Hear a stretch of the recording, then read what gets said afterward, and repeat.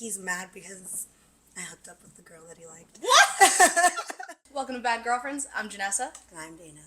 And I'm Mimi. I'm the guest, Mimi Landru. The creator of Gollum.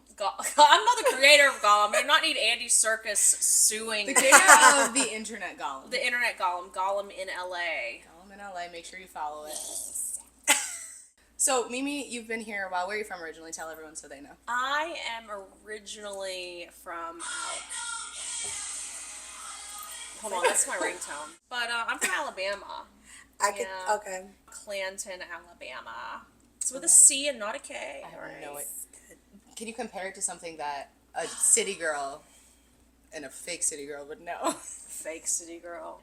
I don't know, because it's like anything on TV that you see in like a small town, the people are really hot. You know what I mean? Yeah. You know, and it's like, if people were that hot, I would have stayed. It's like One Tree Hill. Like. Yeah. I will say, I want to give a shout out to Officer Barnett, Maplesville, Alabama police chief.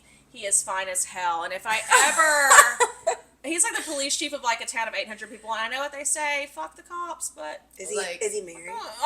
No, he's divorced, but he is gorgeous. We're okay with divorce dads. I could have my Lana Del Rey moment. Yes, absolutely. You know, I really could. You know what? I can see this for you. But you know what? You know what's so great about this guy, Officer Riley? He doesn't even know who Lana Del Rey is. He didn't even know. Wow, he's just like a hot little commodity in the middle of nowhere. Yeah, literally. Never. How do you doesn't know even him? have Instagram. Did you get pulled over? Yeah, did you Well, get no, I knew him in high school, you know. Oh, okay, okay. I knew him in high school, and then I found out he existed again, and he was hot, so I slid in his DM like a normal person, and I'm like, when I come back to visit... But yeah, I'm from Alabama. I left probably, I don't want to like age myself too much, but I left probably about 15 years ago now. You used to do journalism back in the day. Yeah, just like you. Yeah, go figure. And now look at us. I've been doing comedy now exactly 3 years. Okay. Yeah. Is that when you started Gollum LA? I only started doing Gollum in September. Oh, just recently? Okay. Yeah. So, just talk a little bit about coming to LA and getting into the comedy scene, because I know it wasn't your first goal, because we've hung out and got drunk before, so we know that. No, I mean, when I moved here, I thought that I was kind of too old to pursue anything in show business. I was in my early 30s, and I was just like, yeah, that dream is dashed. It's over with. I need to be serious. And so me being serious was I literally wasn't sure of what I wanted to do. Meant that I was like an executive assistant for very wealthy people that just needed somebody to do their bitch work. Yeah. And you kind of lose your soul in that, especially when you've done things that are so fulfilling. Like, I was at the helm of a magazine when I lived in North Carolina for, 3 years, and I got to do so many amazing things in that position. So I think like around like during the pandemic, I had like an existential crisis, like what should I be doing in my life? I think we all did. And and so I started I'd taken the LSAT back when I was fresh out of college. I started studying for the LSAT again. Okay, Mimi. Out here. Yeah, I'm smart. I started moonlighting as a bartender in summer of 2021. Oh, okay. And while I was still an executive assistant for this guy. And so through bartending, I really enjoyed it. I was like, wow, this is quick money. It's social. It's nightlife. I enjoy it, And I'm not like listen, I'm a social drinker, but I'm not somebody that's like behind the bar, taking shots, right? That's not really my vibe. But Same. It might be mine. Oh God. The day of my first ever booked show, I was super proud of myself, super excited for it. Oh my God. My boss called me into the office, and he was like, yeah, it's not really working out. You're out of here. And I've been working for him for 13 months, never been reprimanded before. Oh, no. What wasn't working? He basically just didn't like the fact that I was doing open mics. Oh, he was afraid he was going to be part of your comedy, probably. Yeah. I What's wrong could with see people? that. They're like, don't put me in your set. Don't do something stupid. As soon as you tell a man you're doing comedy, Dude. and you could have like 2 sentences exchanged with him, like just the most nil information ever. Are you gonna put me in your set? And it's like, bro, I don't know anything about you. No. I don't know. There has to be something really special that really stands out about you. Like a few months ago, I had a thing with a guy who has an Erewhon tattoo on his wrist. No, he does not. even just comedy, like in general, like some of these, like some of our stuff. Like I've had some guys be like, situationships. Are you talking about? Like, Okay, is that about okay. me? Can we just death to the situationship? Okay, Yes. situationship is a word that was created by a woman to give hope. And men latch onto it to try to screw with our little brains. Listen, ladies and gentlemen, you're either with somebody or you're not. That's it. One or the other. That's it. Okay? There's no more situationships. You're either with somebody or you're not. Period. Can I just speak on that for a second? Because I Yes. kind of have something like that. No. I have something like that. It's kind of currently. Jeanette asked me, she said, are you guys like dating? I'm like, no, we're not dating. I go, we are very aware of the situation. Like, no one thinks. You're dating, you're going on dates. Dating doesn't mean you're in a relationship. But we're very aware of the situation. You know, we're very, very aware of what's going on. I just asked because I felt like being nosy. I was like, I need to know. Well, that's fair because she's my roommate and my best friend, so that's fair. She wasn't really asking. I don't care what she calls. I just no, want to she know just if like, we were so gonna is run this? into Yeah, him. she's like, are you Like, gonna okay. invite him over to our apartment? I'm like, no. So we're all bartenders here, right? Yes, Respectively. Have you guys ever been like showing interest in several men, but maybe not having gone out with any of them yet, or maybe you have, and then they come to the bar at the same time? Yeah, that was my birthday last year. I invited Dude. all of everyone that I was interested in to the bar, men and women, on my birthday during my shift. You go into coach mode is what I call it. You have to keep Wait, them- yeah, I want to see the coach mode. I want to hear the coach mode. You know that you have two players, right? Let's pretend they're on opposite teams. You know you got to keep them away from each other. So instead, like the goal is to get them as far away from each other. Who wants to go sing karaoke? Absolutely. Who wants to go outside? The patio is really cool. You smoke, right? Keeping them away. Oh yeah. Is how you win that game. Because And you have assistant coaches like your friends Yes. that like cause interference. Bro. Oh my God, you need another drink? Let's go. Yeah. While they go up and do karaoke. This happened when several months ago at Riley's when they were still open. Luckily, my gay best friend was there. Shout out to Dustin. You poor thing. You've been through so much with me. I love you to death. You did a great job with my hair. You slayed it. Yes. King. Okay. One guy that I was like kind of hooking up with showed up. Then like this other guy showed up who's like that I was dating, or I still we go out to dinner every now and then. So you're going on dates. You were dating. Yeah, we are. Yeah, okay. You just told me that.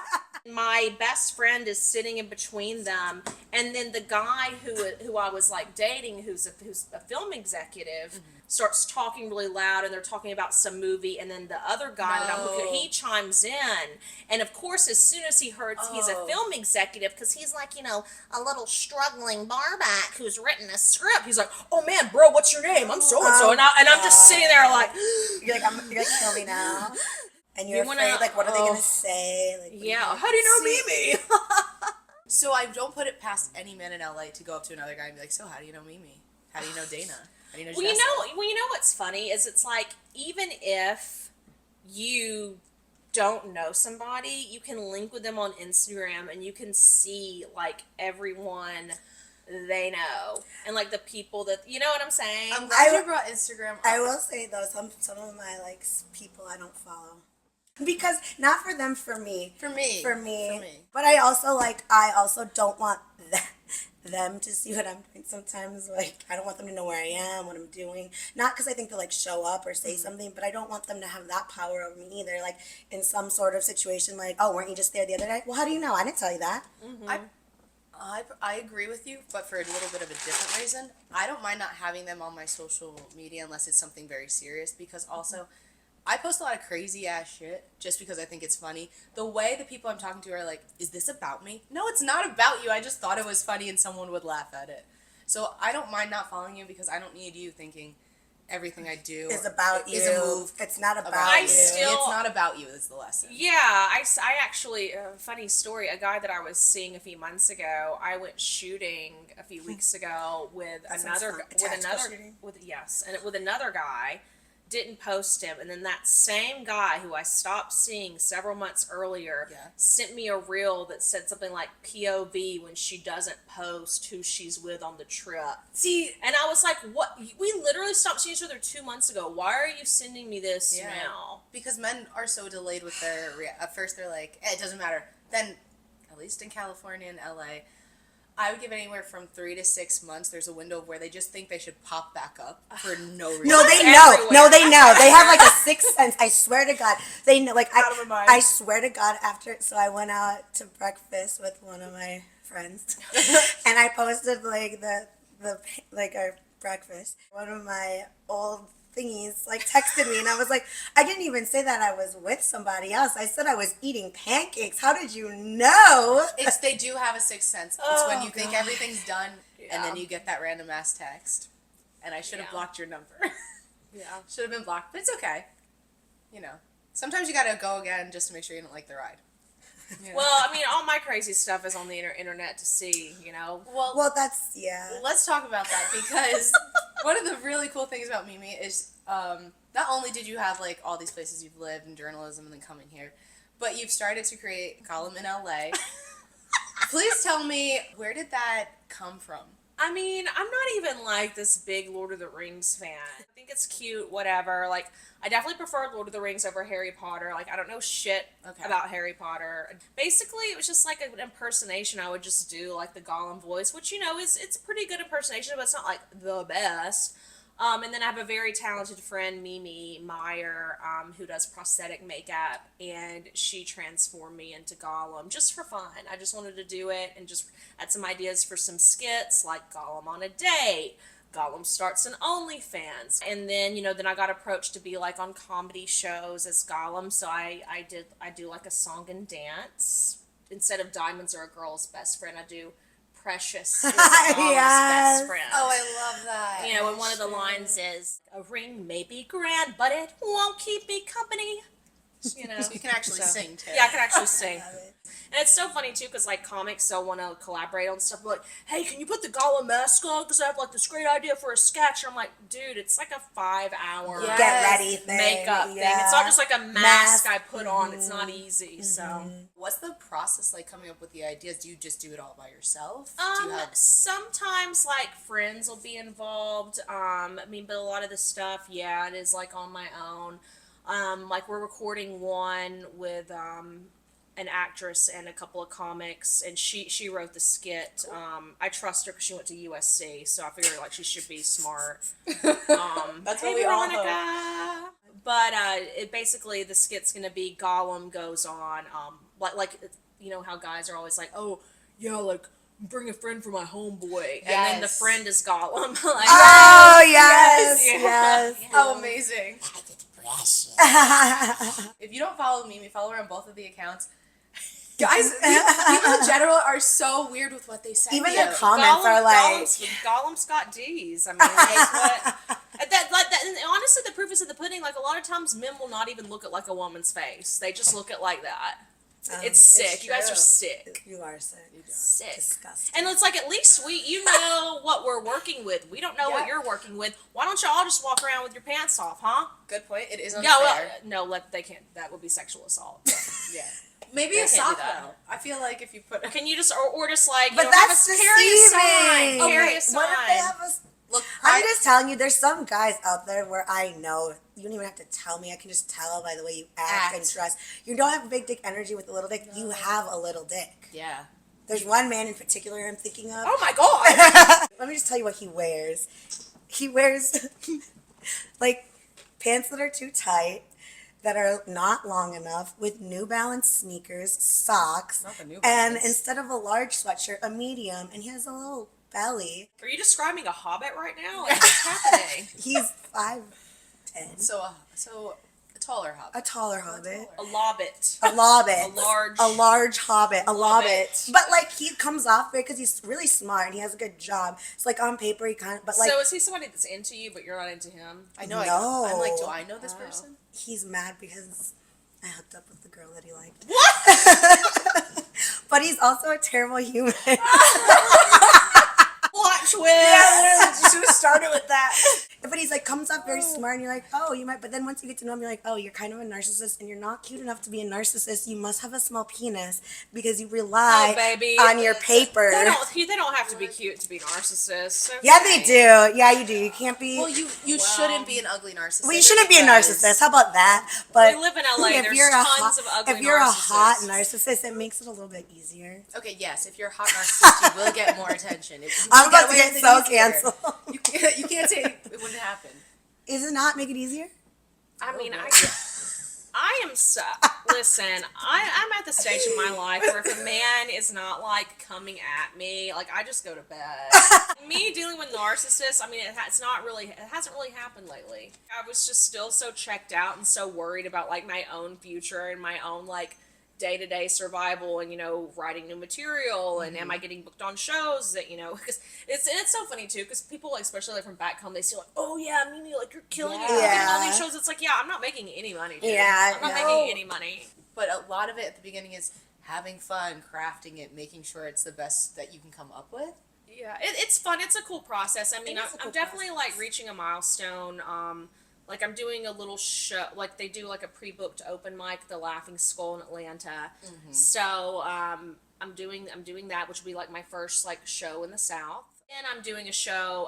I'm co-producing with Claire O'Neill. She does prolific comedy here in LA. I'm the producer of Stepmom Comedy, and we're doing a collaboration of our two shows. We're doing Astoria Queens at Grove 34. We've got fun. Yeah, we've got some great headliners on our lineup too. So that's definitely like really climatic that I get to go back to New York because I left there 7 years ago. You know, fled a bad relationship with somebody I was madly in love with, you know, came to LA with, you know, a very broken heart.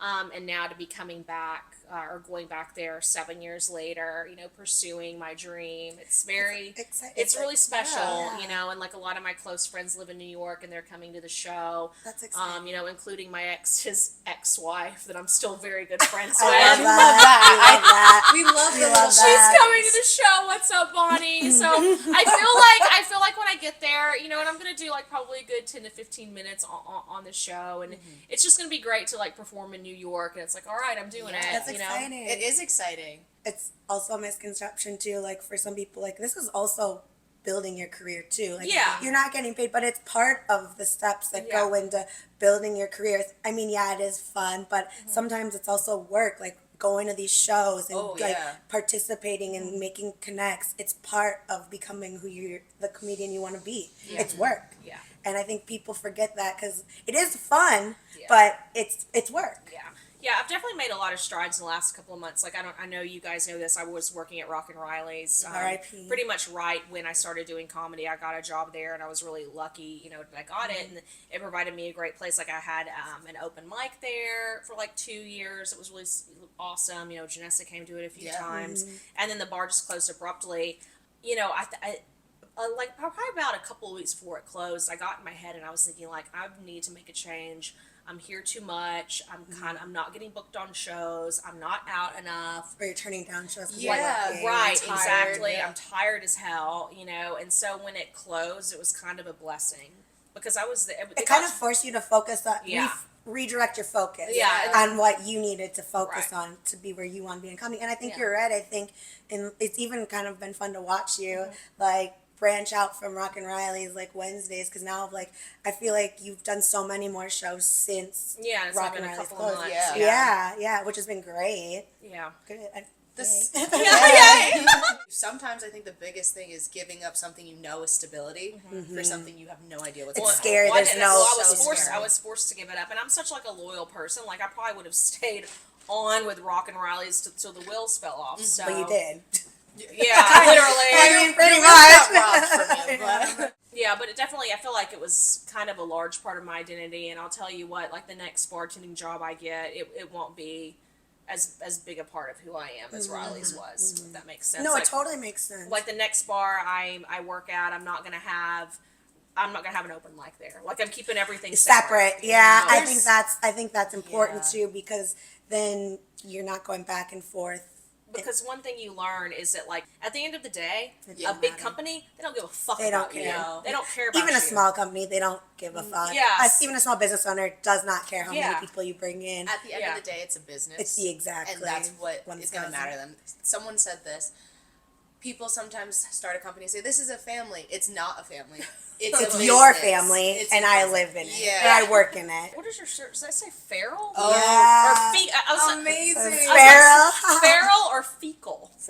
No. Feral. Is there ever a moment while you were bartending that you just decided, what the fuck am I doing? I can think of like 2 stories that are just crazy that honestly happened in the last 6 months at Rise before they closed. I came in one Sunday and I was working with Josh, who I love to death, and he was a GM at the time, and I come in and these 2 guys were sitting at the end of the bar, and they were like very cute. Like one looked like Aladdin.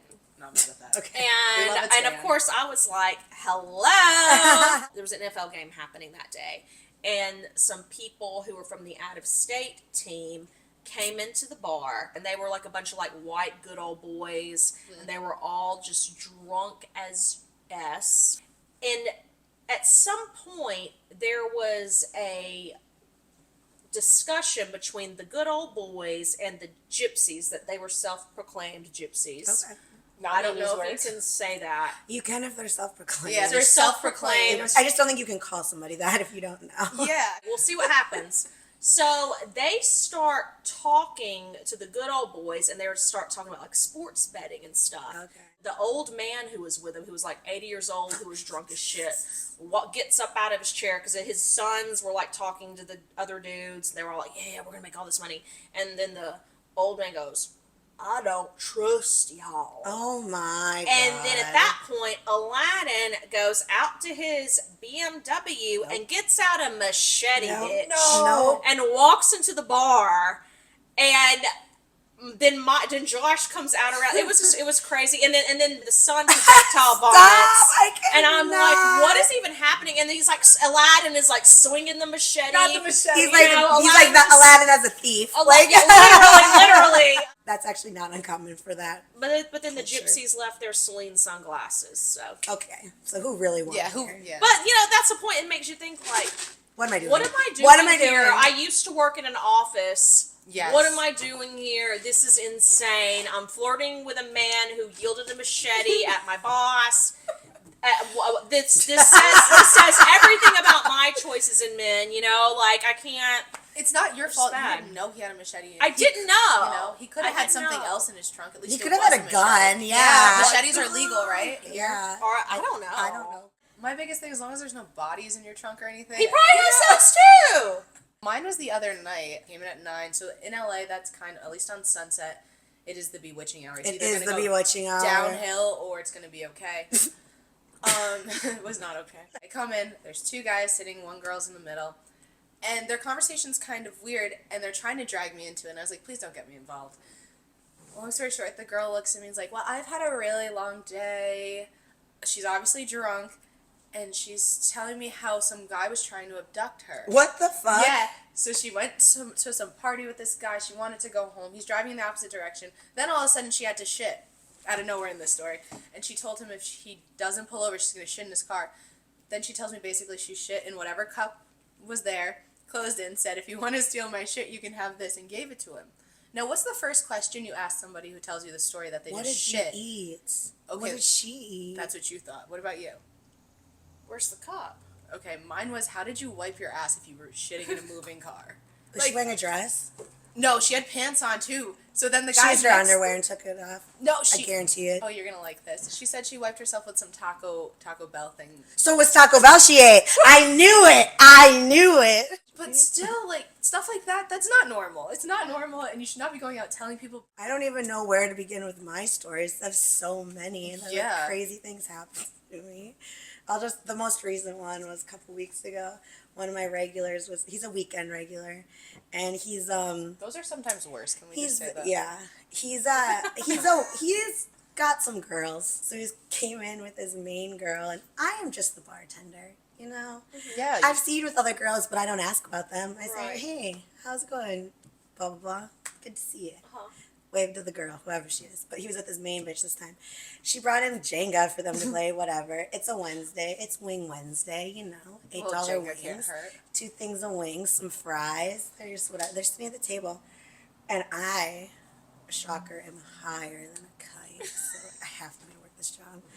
So then they're kind of arguing. But it's like intermittent. So you just hear her like raise her voice and then him go like, no, it's okay. Like, calm down. Come on. So I bring them their wings. And all of a sudden, they're eating. He has a beer. She has a Jack and Coke. The Jenga's all set up.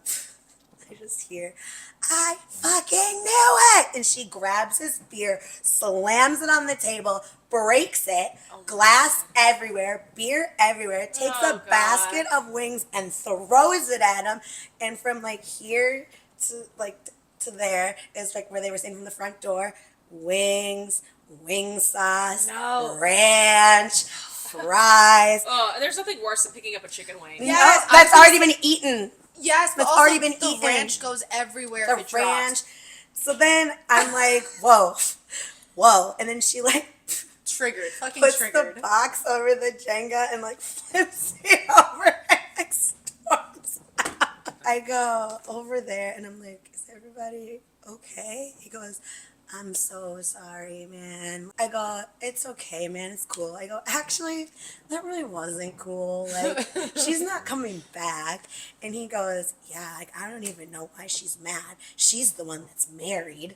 And I was like, looking at all this stuff I had to clean up. I'm like, it's fucking Wednesday. What the fuck am I doing? Like, I could literally be at an office job, like filing papers, but here I am cleaning up a well, ranch. they disrespect you in other ways in an office job, even though you have a 401k health insurance. Yeah. They Even don't though care. we've all had an office job, I feel like we were probably the ones at the office job. People were like, what's wrong with them? I was definitely a personality. Yeah. Oh, I at was the time, for totally. sure. We were the ones that made it interesting. So being around other people who are just chaotic, I'm like, this is a lot.